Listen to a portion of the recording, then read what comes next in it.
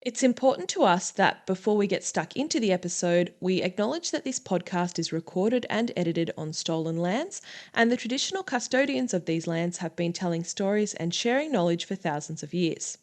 Jenna and Mr. Love are on the lands of the Darug and Gundungurra peoples, and I am on the lands of the Ngambri and Ngunnawal peoples.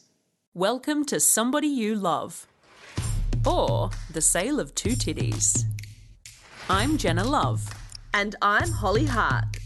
And we're experts in disappointing our parents, breaching community guidelines, and banging the people who vote against our rights. So today we are going to be talking about the film The Best Little Whorehouse in Texas. And we had actually intended to have this episode a bit earlier in the season because we know we've had quite a few episodes in a row that are very serious. And we do like to kind of have a little bit more, light and shade. We love our tricky topics, but we also like our more fun stuff. But I got very sick and we had to put off recording, unfortunately. So anyway, we're doing it out of the order we intended, but hopefully this is some nice kind of light relief after the last few episodes, talking about stalking and discrimination and violence, all very dark. So funnily enough, so out of the two of us, I think everyone knows that I'm the one that's like sort of into musicals. Amongst musical people, I'm a musical hater, but amongst regular people, I'm a musical lover. So, but amusingly, I had never seen this show or film, and Holly was always like, oh, it's like one of my favorites. Like Holly quite likes it, and Holly hates musicals. So weird situation. Yeah. So we figured it was a good one for us to react to. So a little bit of backstory. The film was released in 1982. It was based on the 1978 musical, which was based on a true story.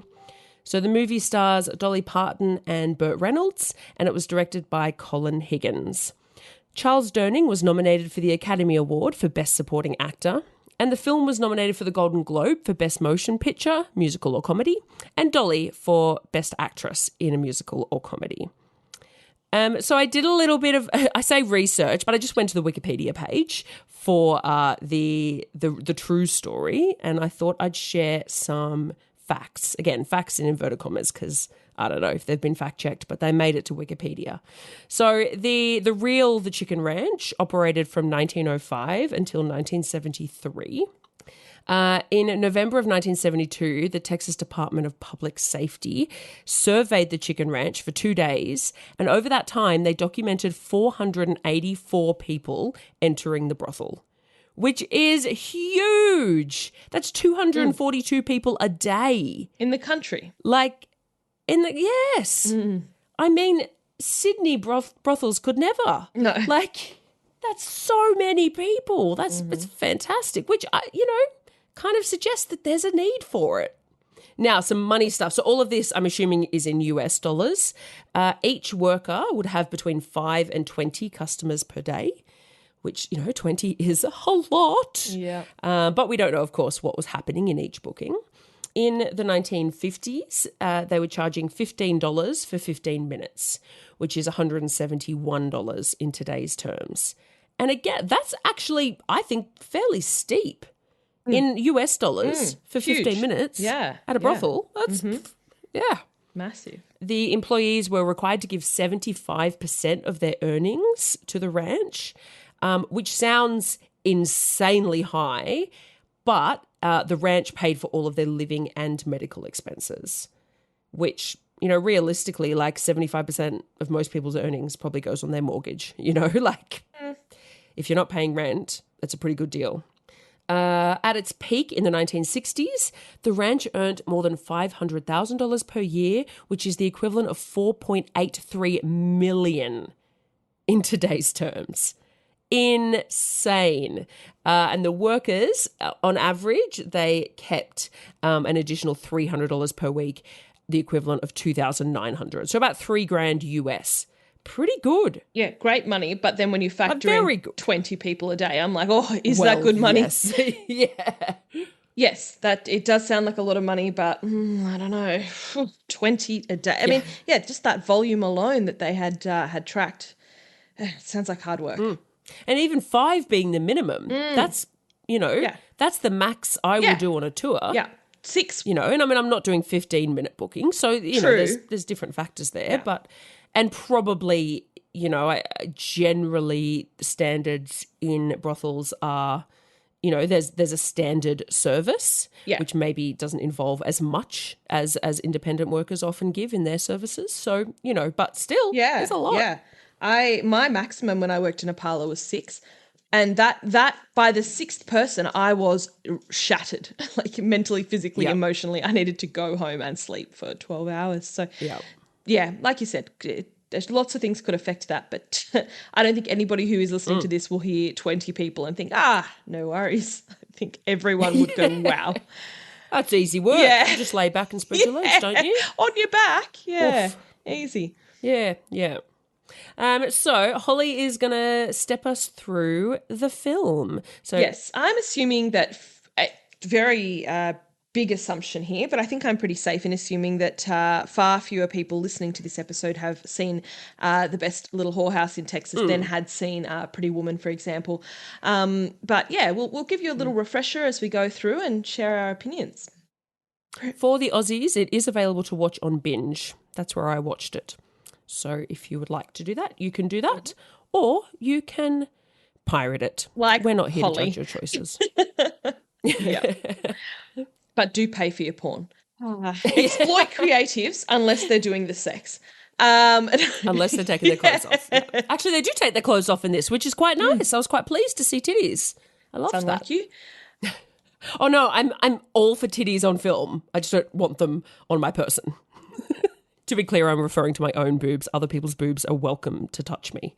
But I'm just not as boob obsessed as Holly. That's all. Boobs are welcome to touch you. Okay.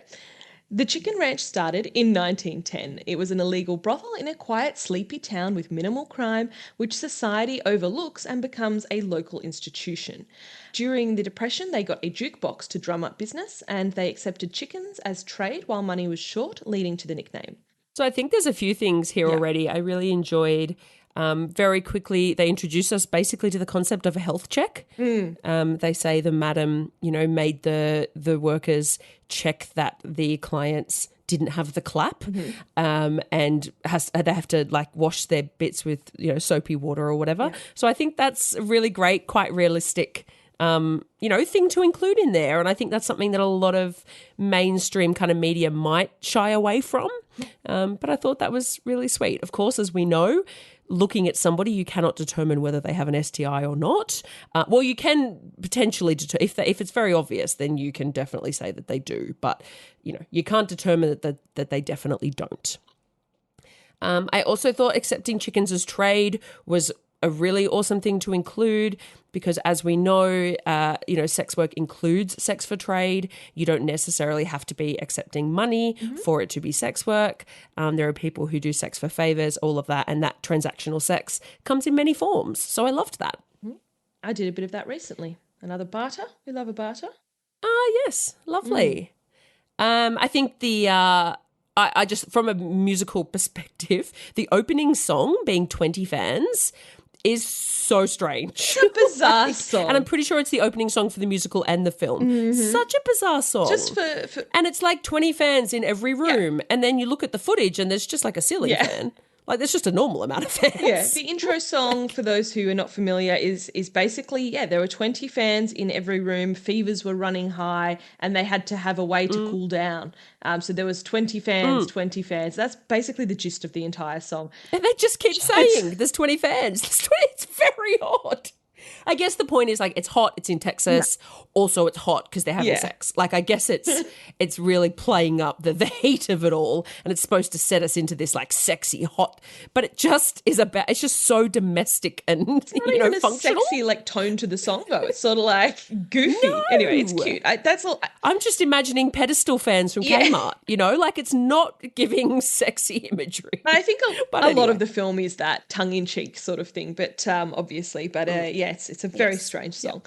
I did notice in during that song there was a woman lying in front of a fan with a bowl of ice in front of the fan blowing up towards her genitals, and I was she's just cooling the bits off for the next booking, and I just thought that was really funny. Knowing I didn't see that. It That's was really great. cute. Knowing sex workers who have worked really hard have used a variety of methods to cool down inflammation in the area between bookings, using ice packs, using Yep. ice in dildos, in condoms, using Ice and condoms, things like that. I don't necessarily think which is a common remedy as well for people who are given birth. yeah, true. Yeah. Recovering from birth, apparently. I don't necessarily that think in common. in this instance it was a friction-based thing. I think it was more just No. an atmospheric heat thing, but it did make me giggle seeing the bowl Oh, of the ice. heat was in her pussy. It was like hot. She had to. oof, It was burning very up. cute. My one of my first notes here is Dolly's boobs, which the whole fucking movie just couldn't stop looking at. I mean, wow, they're just something. Every scene she was in. I got to say, it's because they were the only tits in the movie.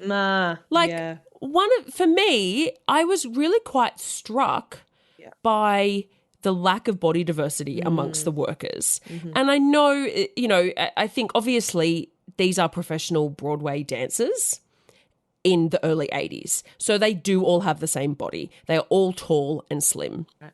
But that's fine. And I understand, hopefully these days, if this film were recreated, there would be more body diversity on show. But it just having been in brothels, there's just jiggly stuff everywhere. And my first thought, I just saw this line of thin, tall women, and there, nothing wrong with there being thin, tall women there, but nothing, they were all the same. And I was like, where are all the tits and ass? Because, I guess maybe these days, there is a lot more fake boobs and fake asses in brothels. Yeah. But my perspective, normally when I see a bunch of sex workers naked, there's just so much jiggle, and I just wasn't seeing that on the screen.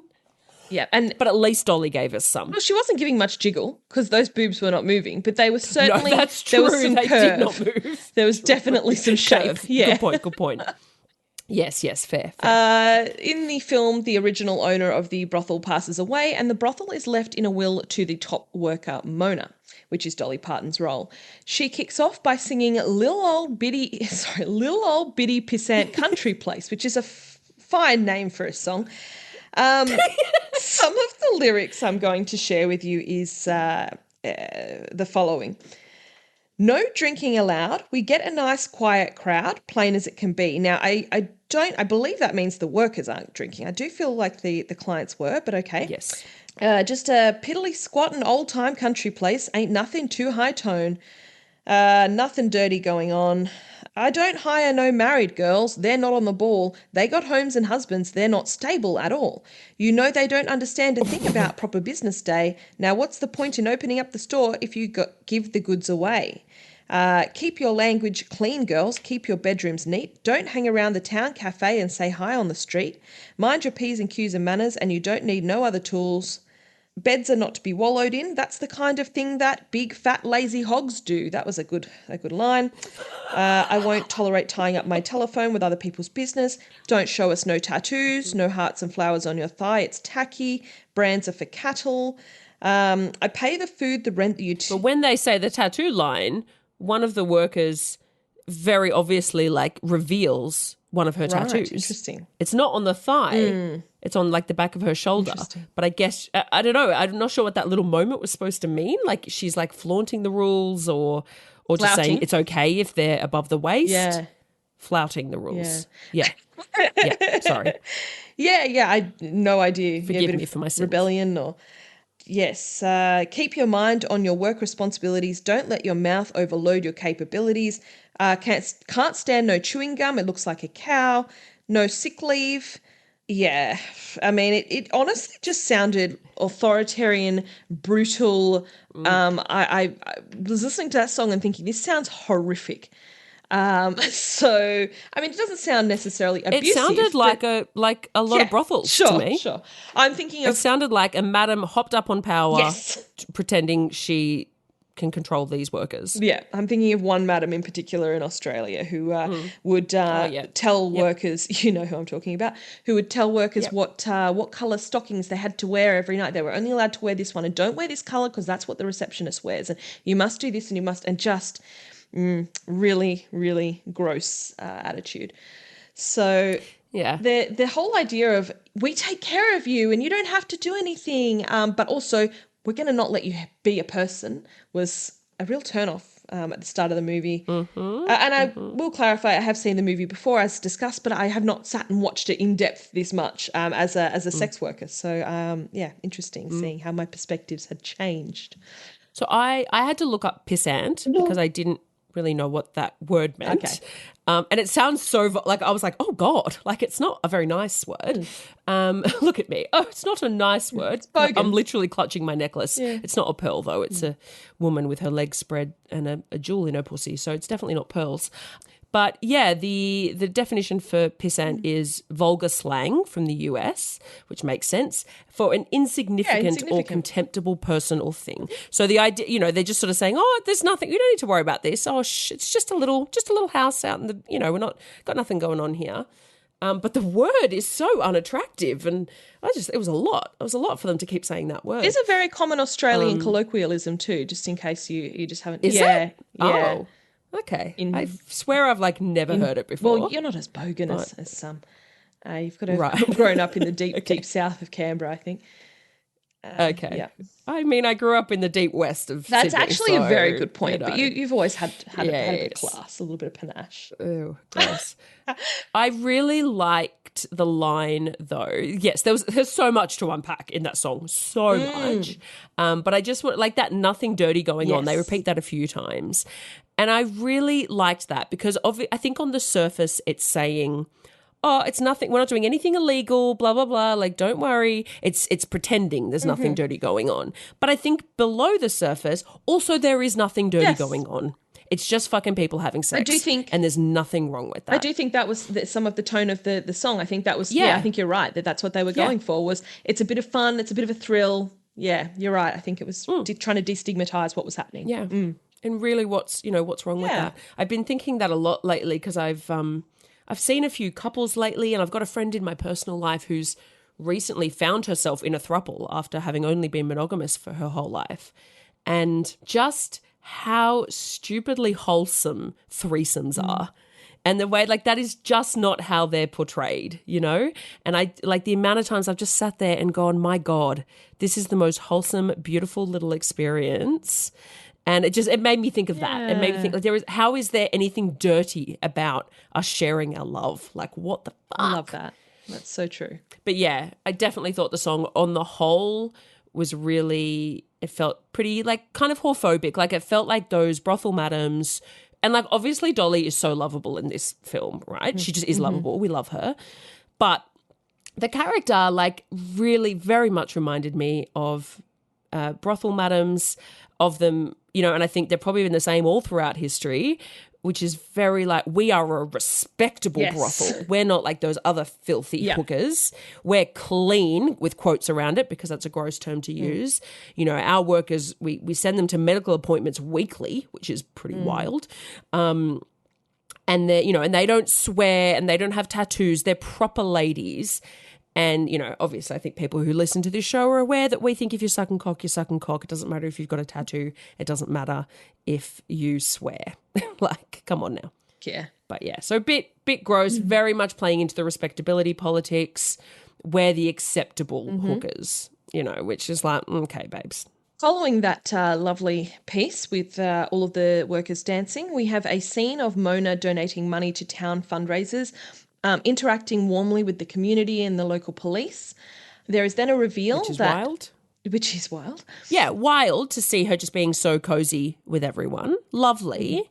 And I thought it was, so apparently this is based on reality, that the owner at the time did donate a lot to local fundraisers, and they used to make sure they bought like equally from all the town shops. Like, they'd have kind of a roster and go around and make sure they were, you know, patronizing the shops, which is, it just, like, on the one hand, it's like, that's great. Like, I love to see the integration and the acceptance, but it also made me think about how we have to bend over backwards to be seen as acceptable. Yes. And it made me think about how many of us tip at hotels, which, you know, for our international listeners, tipping is not standard culture in Australia.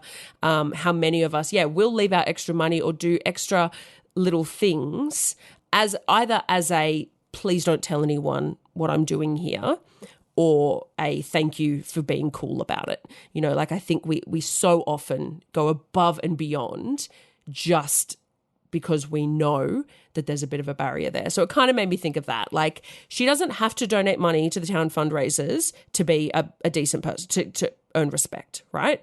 But we know that she kind of does. Although, I mean, if she's earning if the place is earning $5 million bloody dollars a year, then they bloody should be donating. But that's beside the point. Then it is revealed that Town Sheriff Ed is Mona's secret lover. He doesn't interfere with her business. He lets it run. Apparently this has been going on for some time. They have a really weird little scene where they sing a song. It's weird. It seems like they're like avoiding kissing the whole. That was weird. I was like, are they gonna? There was some. I don't know what that was about, but anyway, there was a lot of like stalling.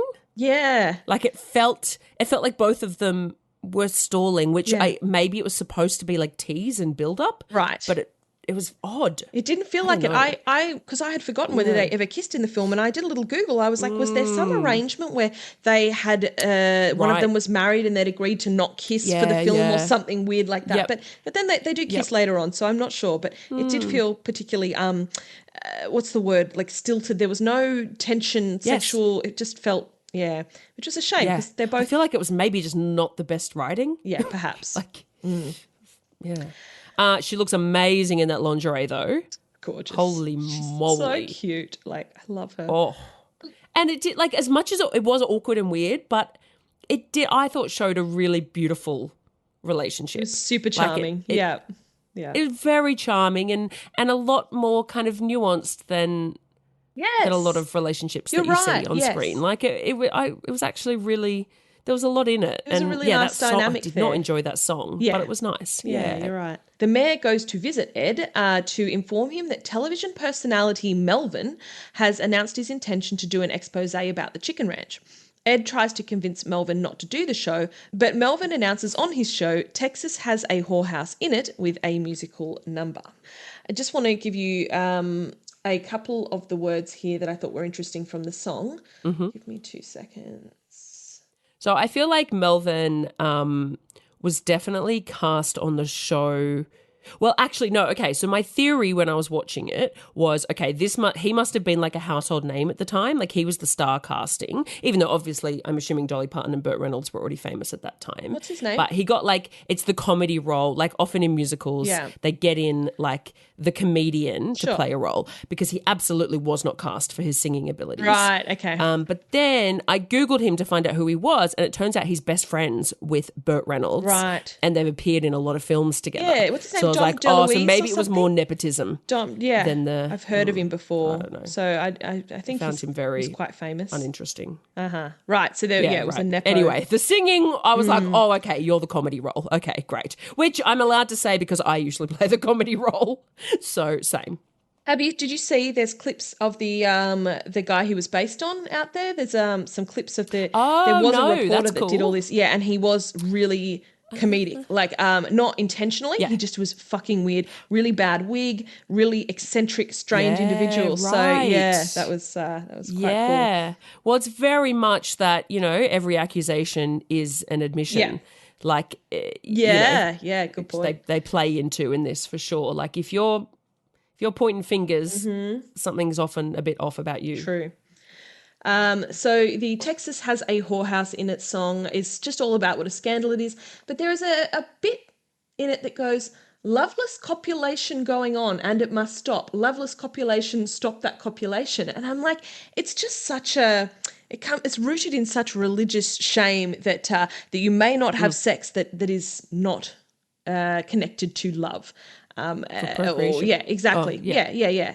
Very, very strange. No, sorry, you're right. It's not even about procreation. You're right. It's just that it's not connected to love. Yeah. You cannot have sex in a casual way, and that was a really interesting part of that song. I thought that was my favorite. I was like, loveless copulation. I need to print that out and put it on the door of my in-call. Like, there is loveless copulation inside this house. Like, I just thought that was such a great phrase. I love it.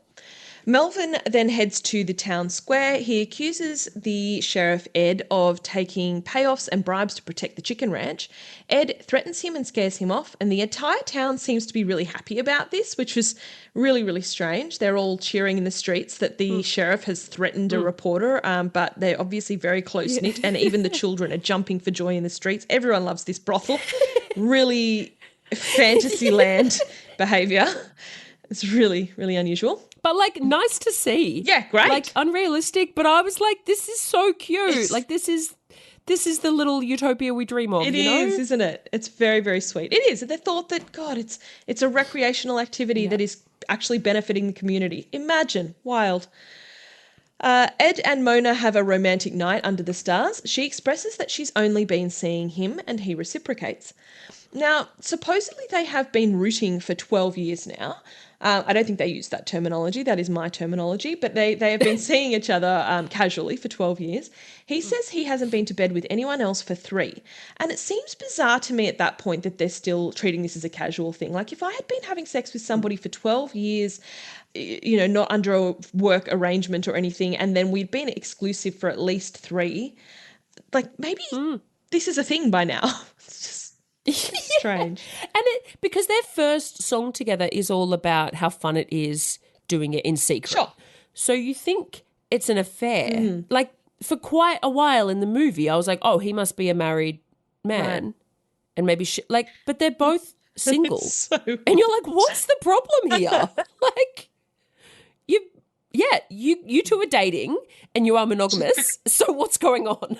Like, maybe they're just so tied to the secrecy kink that they're like, oh, we can't make this they official. Love it. Yeah. And I mean, obviously an element of it is that she works at the brothel. Sure. And I mean, I wonder, you know, often the madam that used to work in the industry still has a couple of clients that one or two that she continues to see. So maybe they started out that way and that's an added complication there. And maybe in his mind, she was still seeing a couple of clients. So I don't know, but it's all quite, they've really made it more complicated than it needs to be. But it's cute. The scene is cute. And you know, it's hard to get me to like romantic stuff, but I did find it very cute. Quite incredible. Yeah. The notorious Melvin airs a clip of the sheriff threatening him. And suddenly there is outrage in the mayor's office from concerned citizens regarding the brothel. The mayor suggests shutting it down. Ed points out how they didn't mind the place for all the time Mona was making civic contributions and now they're being cowardly. Ed suggests to Mona to shut down for 2 months while the heat dies down. They argue and she concedes. Mona forgot that tomorrow is their Thanksgiving football party where somehow the biggest event of their year. As if she would forget that. Where the winning, she's like, oh, that's right, our biggest income night. The winning local team comes to celebrate at the brothel after the game. She decides to go ahead with their party but close to the outside clientele. And while the game is on, Sheriff Ed sits down and has dinner with another woman from town and her son, which is just a strange little moment. Yeah, I don't know what we're supposed to be getting from that. I think the idea is, look, there's another woman that he could be with. He could go and have like a family with this woman, but she's the conventional. She's the normie. Well, she's got a bastard child, so I don't know about that. Bastard child. I mean, to use the language of the people that don't like sex workers, you know, or children. It's yeah. Now, I have so many issues with this situation, the tradition of the local football team coming to celebrate. After the game. I don't even know if I need to say what those issues are, but I think that there is an element of that we have experienced, those of us who have worked in brothels, where groups will come to the brothel to celebrate, or a group of men will come with, one of their sons has just turned 18 or something like that. Sorry. And they will come to the brothel. I think it's horrendous. I can't stand it. And I think it's an interesting one where I think a lot of people think that we'd be totally fine with that. And we'd be like, because we're all into sex and blah, blah, blah. And I just think it's so problematic for so many reasons, and also just a bit odd. Like, it's wild to me that society is so weird about sex, and so like that has to be behind closed doors and you can't pay for it, and there's all these rules about sex. And yet the one thing that's kind of a bit more accepted is a group of men hanging out, patting each other on the back, going to a brothel. They all go fuck and then come back and go out for drinks. Like, how is that the thing that's the that everyone thinks, that's healthy? It's like, what? mean? That's so bizarre. Yeah. I shouldn't say it's so bizarre, but I think it's a bit odd. It's not the world that I am familiar with, I'll say. But yeah, the idea, I mean, if I was working at a brothel and I knew a local football team was coming in after winning a game, I would be petrified. Yeah, that is a nightmare situation. Absolutely. Absolutely not. The sheriff was talking to the mayor and said there's minimal trouble from the brothel compared to local stag parties. And I thought that was a really good observation that, they often have to call the police and get some help in for stag parties, but very rarely the brothel. So interesting. Yeah. I was also just, a thing of the time, I had to remark upon the sheriff sitting down with this woman's child and giving the child a beer. That's very of its time. I didn't even notice that. Oh, my Lord. Wow. The sheriff. Yep. The workers I found really relatable when they were sitting around the TV and they were watching the football game and being disappointed in who the winner was because they're cringe clients. Yes. Like they were like, oh, they're going to be going yeehaw. Yeah. I thought it was so relatable. One of my favourite memories as a stripper was one night I think it was a little bit quiet. We were all sitting out the back watching Dante's Peak on the TV that was in the girls' room. And as the strip club picked up and as it got busier and busier, none of us went out into the club because we were just so engrossed in this movie, and we were all sitting in our lingerie, perched on the floor, perched on chairs on each other's laps, watching this movie and watching the woman walk into the boiling lake and yelling at the TV. And it was just that camaraderie that women in parlours have, and it really was reminiscent of that when I was watching the women also get stressed out about the cringe clients coming in. Similarly, when you're in a brothel and you're in the girls' room, as they call it. So I don't know, it's a colloquial term. I know that there are people of all genders in brothels, but often they call the back room the girls' room. But you're watching on the cameras. Why they don't just call it like a green room? No, because people... Just like a green room. Yeah, I guess. Workers are usually sitting out there with the camera, with the TV, with the cameras that are on the intro room so you can see who's coming in so you know who you're meeting. And a group of drunk individuals will walk into the intro room and you'll immediately go, oh, God, and, there's that vibe. So, yeah. Can you like the testosterone coming out of them? Oh, yeah. Awful. Yeah. And you would just be praying that you get the one who's closeted gay, or there'd be more than one of them. I don't know. But you'd just be hoping. Yeah. I mean, sometimes that's a plus. I've had that. And then sometimes it's like they're in denial and they're like, oh, no, we can make it work. Just tug on it some more. And you're like, oh, God, I sort of wish I had the person who could just relax. I'd want them to be closeted but and not want themselves. to do it. Yeah, yes. True. Exactly. Yes. Yeah. But I mean, just this expectation that sex comes after winning a football game, and there's just so much toxic masculinity, the idea that they all want to have sex. And I mean, they do seem to. They're very keen on it. But, how many of them, are pretending that that's what they're comfortable with. Yeah. And either, don't actually go ahead with it once they're in the room, or as you said, go ahead with it even though they don't really want to, but they think they've got to fit in, and that's what men do. And, just the whole thing is so yuck. It is a bizarre concept. So the team that wins does a musical number about their upcoming brothel trip, mostly nude in the locker room. It's incredibly hetero. The dancing is masculine. It's obviously I'm being incredibly facetious. It is a very camp dance. Incredibly I mean, camp. it's a Broadway musical. It's fantastic to watch. I highly recommend. You can actually find it on YouTube. I showed a few clients last week when I rewatched it, and I said, check this dance out. It's so entertaining. The lyrics to the Aggie song, which is the one that they dance to, they're horrific. So Mr. Love walked into my office this morning, and because he hasn't seen this film or any musical productions of it, and he was like, is there like a football team in Best Little Whorehouse? I said, oh, yeah, there is. And he's like, yeah, I thought so, because there's this like Tony performance. So it's the 1979 Tony Awards. Whoa. You can find it on YouTube, and they do this song. And he's like, yeah, there's this, all I have in my head is just this performance of this incredibly homoerotic group of men. And I was like, oh yeah, no, that's definitely this one. You are correct. What's interesting is actually they heavily censored the performance for the Tony Awards because of the dancing was seen as too crude. And you watch it in the Tony Awards, it's still pretty crude. And and some of the language as well. Wow, yeah. Which is quite interesting. But yeah, I mean, it is so they are half naked and they are thrusting all over each other in the locker Yeah. room. Like like you're like, you don't go to the brothel, guys. Just stay here. Save the petrol. You'll get all your needs met. It's fine. Save the petrol. Yeah, that's the concern. Yeah, I mean, any excuse to not have to feign your sexual identity. It's about saving fuel. We'll just sort it out amongst ourselves. You know, if that's what you need to be true to yourself, that's fine. You can use whatever excuse you like. Some of the lyrics from the song are, "We're going to walk and stalk and move it up tonight. Those little gals won't ever be the same. They're going to love it when we talk and stalk and move it up tonight."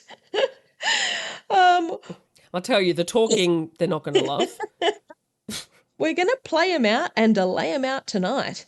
Those girls have never seen anybody quite like me. We're going to wham, bam, and a thank you, ma'am, tonight.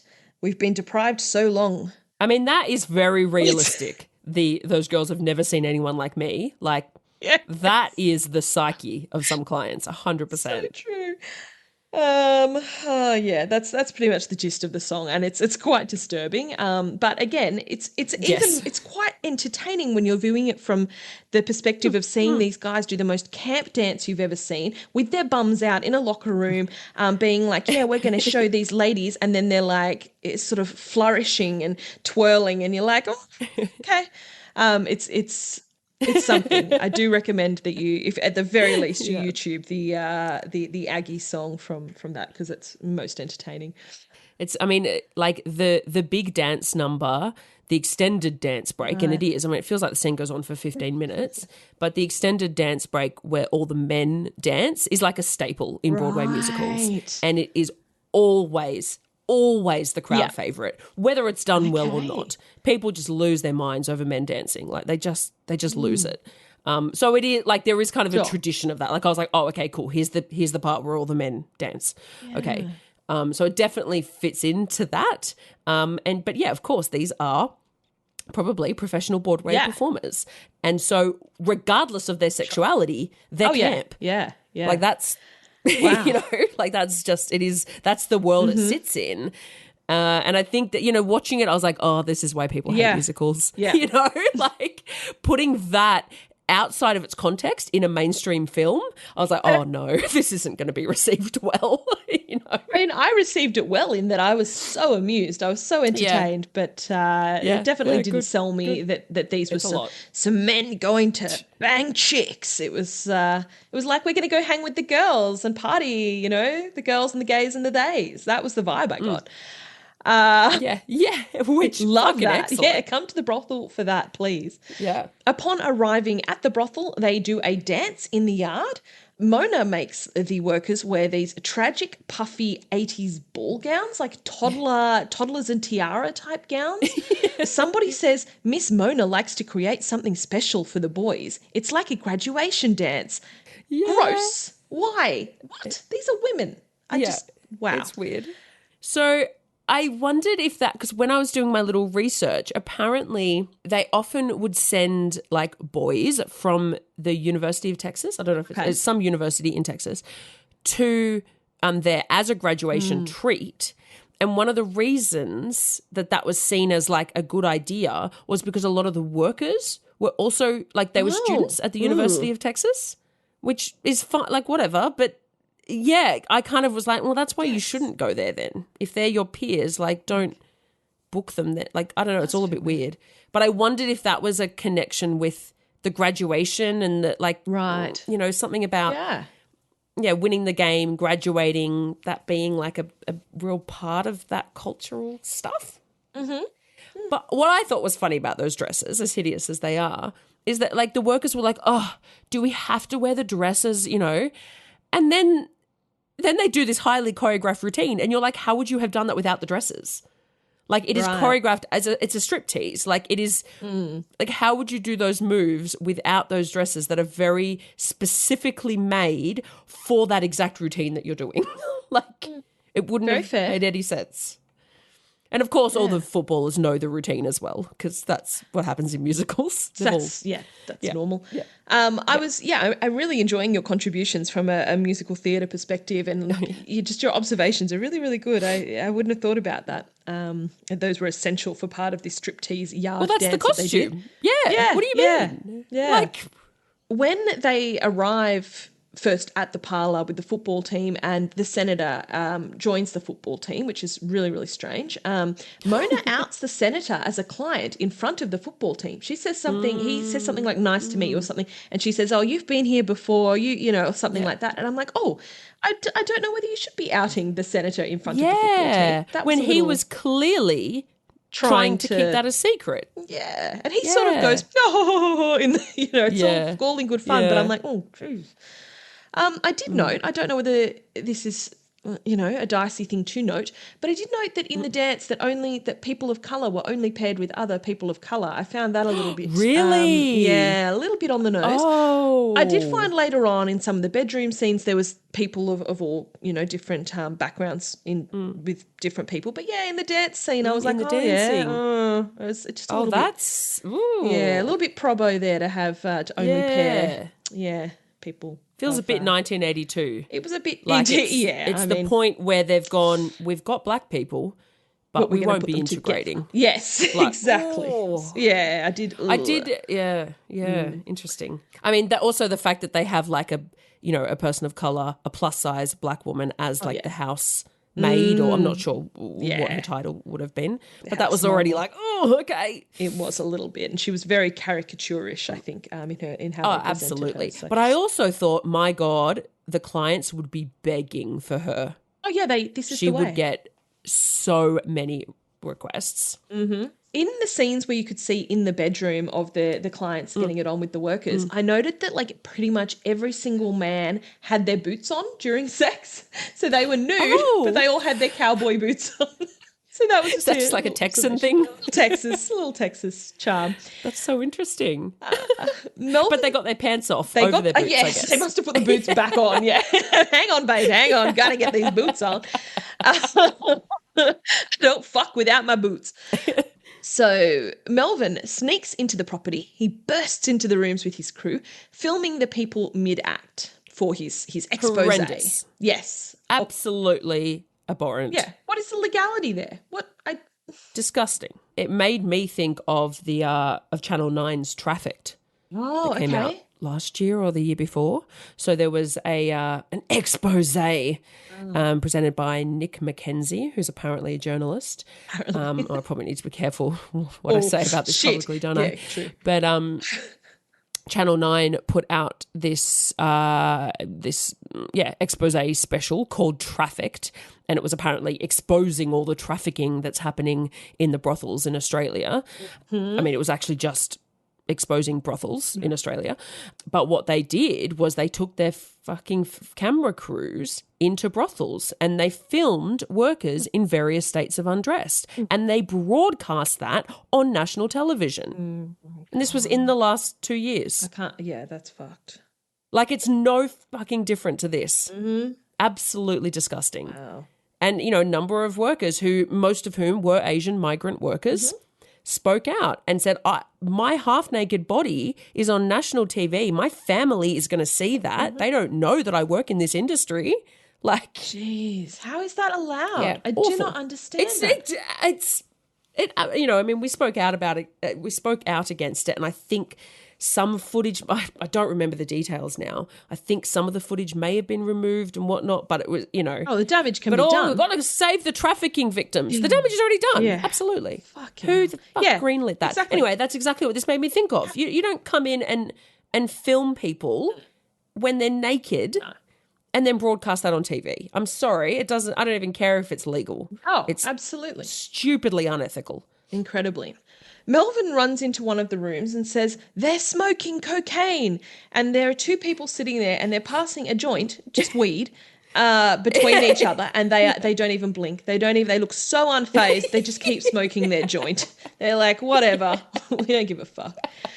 Melvin runs into another room and he rips the sheet that one woman has wrapped around herself. He rips it off her and demands that his team takes a picture of her nude. Bizarre. So she's wrapped herself up. He strips her and takes, I mean, insane. Yeah. I do note that there were lots of workers kissing their clientele. And this is the thing. Oh, yes, interesting. As everyone was fleeing from the brothel in the midst of this chaos, the guys are all getting their clothes on and their boots, and the workers are giving them little kisses as they're leaving. And it was so really cute and sincere. It wasn't like, oh, it's part of the service. Yeah. Obviously, they were done. Those clients were on it, but they're giving them their little. It was really, really cute, and I thought it was so. That is cute. It was really genuine of like what that sex work experience is right.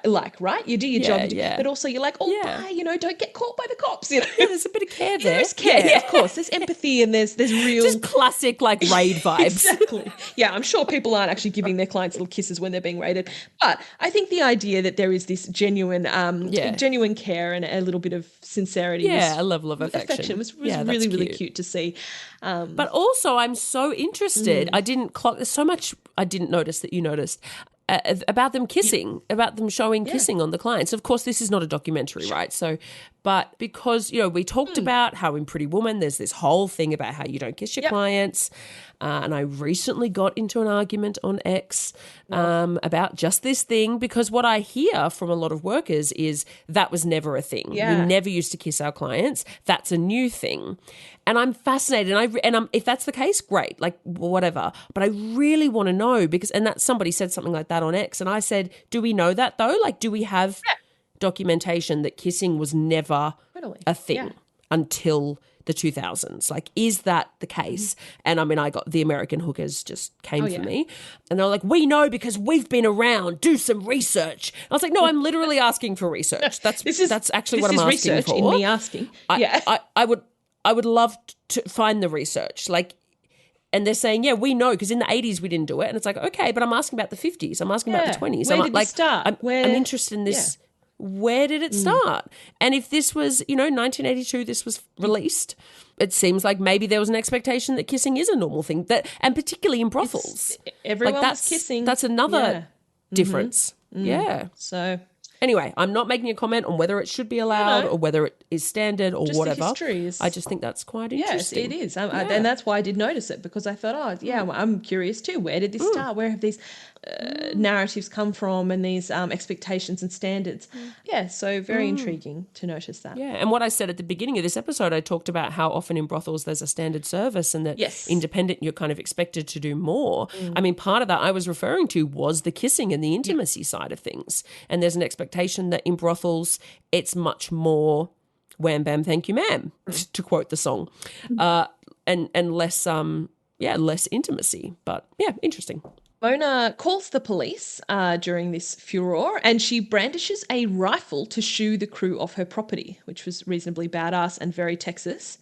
Very Texas. I'm not on board with gun laws generally, but it was really something to see Dolly Parton brandishing a rifle to kick the crew off the property. I did enjoy that. Sheriff Ed and Mona argue over what happened. Mona is upset that he wasn't protecting the brothel. She brings up her anger over him seeing the other woman. It gets really petty. She insults him and he belittles her for being a whore and leaves. Absolutely not. No. Abso-fucking-lutely not. Yeah, you're done with him? Get out. It's over? Oh. Yeah. It's so over, babes. I mean, I'm not. And I thought Dolly's, because, we talk about, we worship Dolly, and I don't know if she gets enough credit as an actor, because her face when he says that, like it just said I thought it was fucking beautiful. Yeah. Like it was exactly how I felt hearing him say it, you know? And it's something that you hear a lot of workers who have had negative experiences dating. Yes. Yeah. Talk about that this is not an uncommon experience, that when you are dating men and you're a female worker, that eventually it will come out in an argument and that they will call you a whore, that they will never forget that you are a whore.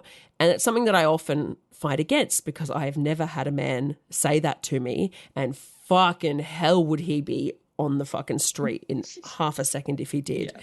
And I cannot imagine the men that I've dated saying that. I mean, it is just so disgusting for him to try and use that after being with her for 12 years, knowing what that means and knowing the way other people, obviously, I mean, we know it's just awful. Yeah. And it's just all over. And it came in response to her bruising his ego as a man. Yes. And I thought, of fucking course, because the worst thing anyone can do is say that you're not manly enough.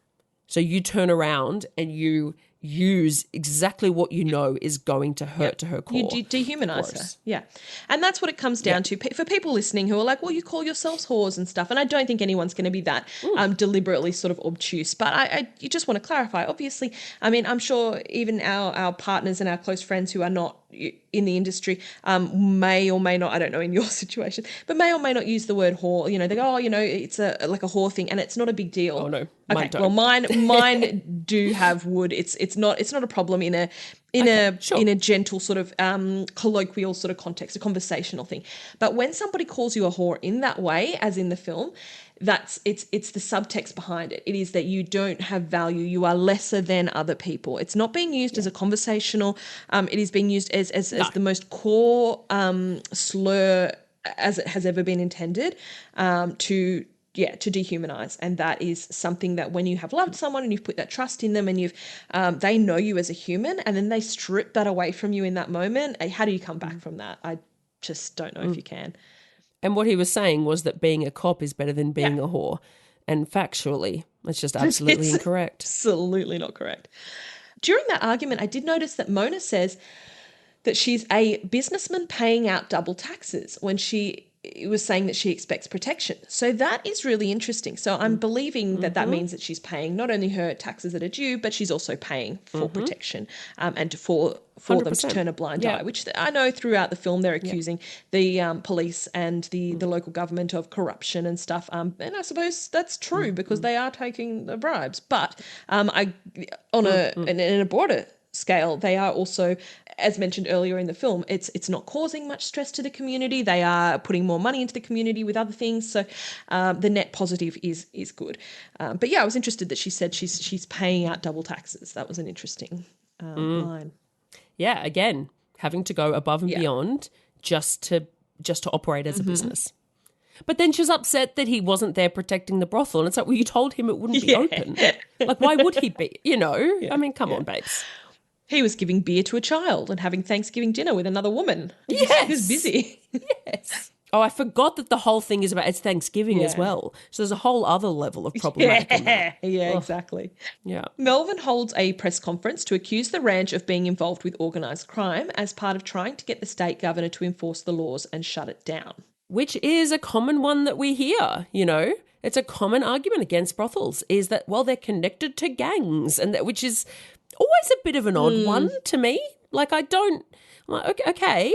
And apparently, in reality, they were accused of being involved with organised crime, and there was an investigation and no evidence was found that there was any connection to organised crime. Now, of course, we know that police are often very corrupt and that they themselves are involved in organised crime. So the fact that no evidence was found, whether that means anything, I don't know. But yeah, this is a common thing, and not even in kind of higher level arguments. I hear people saying that just on, in a really casual way, like, oh, I don't agree with brothels because they're all run by the motorcycle gangs. And I'm like, oh, okay. Like, which is not necessarily my experience. Not to say there's no connection. There is in Canberra. But also they... Oh, that's what I'm saying. There can be a connection but there. it's not always. But not all of them absolutely are, not. for one. It's an insane assumption. And also those places, like there's an economy there. Like they run lots of businesses. Oh, they do. Like I'm not tattoo shops. I don't do you really not go understand for the same reason. Do you want to shut down? down? Yeah. Well, those people probably do. Yeah, don't. Good point. But I'm just not sure why that means that brothels shouldn't exist. Yeah. Agree. The senator blames communists for drugging and placing him there because he was caught in bed at the brothel, and he says, yes, it was the communists.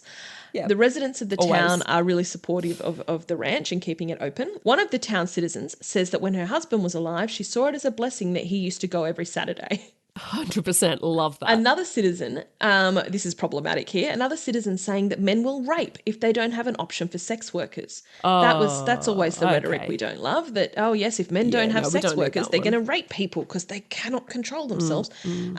But he also made a point that sex workers get tested more often and are lower risks for disease, which blew me away that was the narrative in the 80s that they were portraying in this film.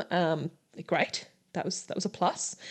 There's something Dolly's character says really early on as well, to that, like the bumbling kind of cop, the sheriff's right-hand man kind of character. Yep. Classic trope. She says something to him about, you don't think...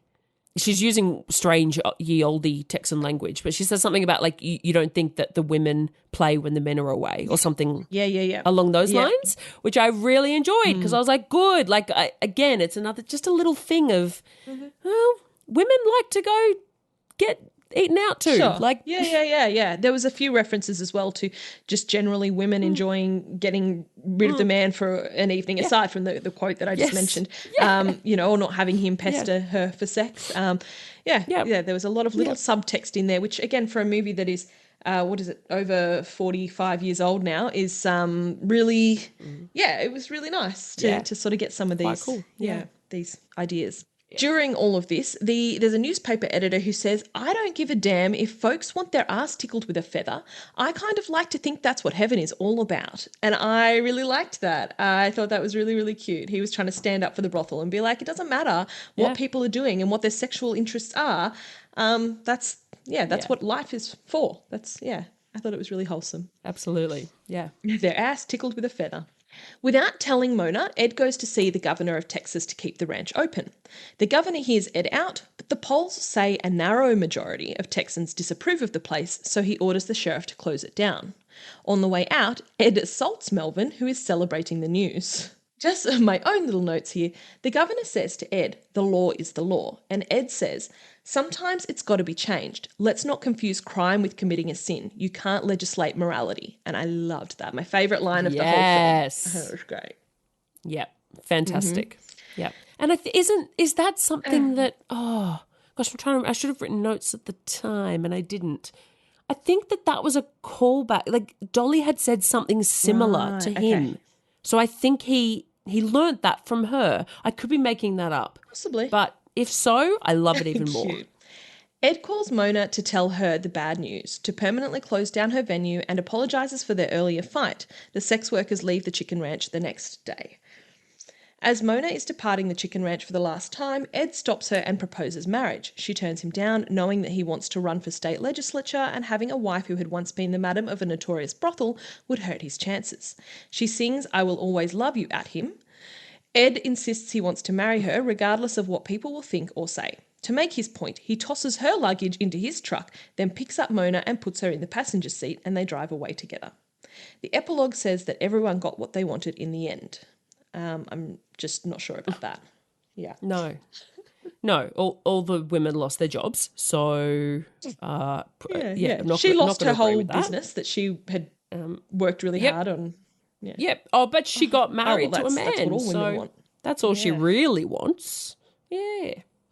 The I Will Always Love You is not in the musical. Ah, interesting. So that was added into the film, which is not uncommon because it's like when there's like a celebrity or a star playing a role in filmed versions of musicals, it's very common for them to give them like a star vehicle song. Right. Okay. It's, because it's like she needs her Dolly moment. Because she's been singing all these songs that are written by other people, and although it's possible there were others that she contributed to. She contributed to a lot. I'm sure, yeah. But that one in particular, like I was like, oh, okay, this is the song so that Dolly can release a single and get some more royalties out of this, Well, she already had released the song. Yeah. Yeah, right. But it was a rejig, and so get some more money out of it. And then I think was it Whitney Houston took it. And then they can sell the movie based on that too, featuring this song, which is well known because the songs from the musical wouldn't have been very well known. Because to be honest, they're not bangers. So before I saw this, I always thought. So you very rarely hear of productions being put on of this show, right? And I assumed that was because of the title. So. because there's a show called Urinetown, which is hands down one of the best musicals ever written. I'm not kidding. If you see someone local is putting on Urinetown, go and see it. It's so good. But it's called Urinetown, and as a result, it doesn't get put on very often. It doesn't sell very many tickets because people go ew pee. And so I kind of thought, oh, this must be the same thing. It doesn't get put on much because it's a hard sell. And in this economy, no one is able to make art that's a hard sell. And then I watched the movie and I was like, oh no, it's just not great. I was waiting for the banger songs. And I mean, there's some, Texas Has a Whorehouse in it. It's a bit fun. Hard Candy Christmas was a bit of a bop. It had its moments, and then I Always Love You came out and I was like, oh yeah, right. Well, this is this is a big famous song. But yeah, I mean, it's just not, I guess I should clarify by saying that country is not my vibe really. So I'm probably not the target audience for the genre. And I guess it's like country cross with Broadway. And I was kind of wanting a bit more Broadway and I didn't get it. And I was wanting more more country. Yeah, fair. I mean, if Dolly Parton can't give you enough country, I don't, Look, overall, as a representation of sex workers, I don't think it was awful. I think there was lots of nuance, a lot of variety. There was stigma. There was mundanity. There was controlling madams. There was a lot of stuff that I think was fairly realistic. I thought it wasn't an awful representation. I didn't hate it. I thought her being like, well, you want to be a politician and having me as a wife is going to be a problem for that. I thought that was very realistic. And, even on much smaller levels, it's something that Mr. Love and I worried about for a very long time, was, how out I am and the impact that will have on his choices getting employment, And I mean, he works in a warehouse. So it's, the general public is not super of concern, but it still was always a worry for us. And the job he's at now, obviously he didn't bring it. I mean, this is not the kind of thing you would bring up in an interview. But, now that he's got the job and once he got to know people a little bit, he has told the people he works with all about me and stuff. And that's amazing and really, really special to me. But, yeah, just this thing of being married to a sex worker or a former sex worker or a madam or whatever is still something that can have a really big impact on your life. And that's a real shame, but that's the reality. And it's great that he was like, no, fuck it, I want to marry you. Like, love that. It's very romantic and not set in the real world, but I love it. Yeah. After 12 years of sleeping together. Well, yeah. It's a little strange. Yeah, like, why get married? What are you doing? Like, no, that's the best part. I was reading some of the trivia associated with the film, and did you know that Dolly absolutely hated making this film? Like, she absolutely hated it. The memories from it, I can't even remember why she said she hated it so much. I should have written this down. But I don't think they fully went into it. But she's written an autobiography, and in the book she said that it was just a really unpleasant time. It was really hard, I gather. Like, it was really grueling. But yeah, she just hated the experience in its entirety. And wow, what a shame. Yeah, really, Gosh. Yeah, a real shame. I mean, she's a professional because I thought she did incredibly well. I think she did fantastic. And she did I did watch a little featurette that had a little interview with her about sex workers, or she'd said something about portraying a sex worker or something. And I wasn't really on board with it. I didn't really like it. I think she meant well, but it was a little misguided. It was sort of like, it was a little ignorant. But we love Dolly. I think she does amazing things, and I think she just generally is a fucking incredible woman. So I'll let that slide. Right. She said, at that particular time I was ill, and coming from a Broadway play, we already had everything against us. Yeah, that's right, because they had changed directors. So she had started in it, and they'd started to put it together, and she said she didn't like the director who they first had, so they got rid of him just for her and put somebody else in. And then there was someone else who was upset with that. And I think there was just a lot of interpersonal shit with some of the stuff that I was reading. She said she had a business relationship that came to an end at that time. She hasn't said who it was, but that's interesting. But yeah, I mean, this is, the musicals turned into film was well and truly not the hot thing Right. by the 80s. Yes, okay. So it already would have been like, oh, this probably isn't going to be received all that well. I did see that they were saying and then was it being about a hard whores sell. and being country angle. Yeah. Like probably, Yeah. I think it's pretty impressive that it had the impact it did have. Well, there you go. Not bad overall. Not bad. I like But yeah, it. I agree. Yeah, Not bad. Not a great film. I think there's a lot of good in there. No, kind of boring. Yeah, but as a representation of sex workers and as a historical thing, and you got to get a bit of, Burt and Dolly. I think that's, sometimes I like to watch these people in their youth and some of their performances, and it's good. I mean, I'm outing myself a lot here, but I don't think I'd ever seen either of them in a film together. But I don't watch older media, so sorry. She thinks anything before the 90s is old, so that tells you a lot. It is factually old. But, if it's older than me, then it's old. They're the rules, right? And as I get older, the age will continue to get higher, the limit. Mm-hmm. But yeah, I'd heard the name Burt Reynolds. I didn't really know what he looked like or anything. And I was like, oh yeah, no, he's quite attractive. I get it. Okay, cool. Cute. In an 80s way. Sure. Yeah. And I'd, seen plenty of interviews and stuff with her and seen her singing and stuff like that, but hadn't seen her playing a role in a film. Yeah. And my only other big experience with her was watching 9 to 5, the musical, which is a pile of dog shit. So I thought this was... Well, no, other people don't agree with that, but it was very much not for me. And I thought this was a lot better than that. Isn't she just enchanting? Like, she does that little laugh, and I'm like, I just love you. Gorgeous. Like, you just want to... Yeah. She's so endearing. Yeah.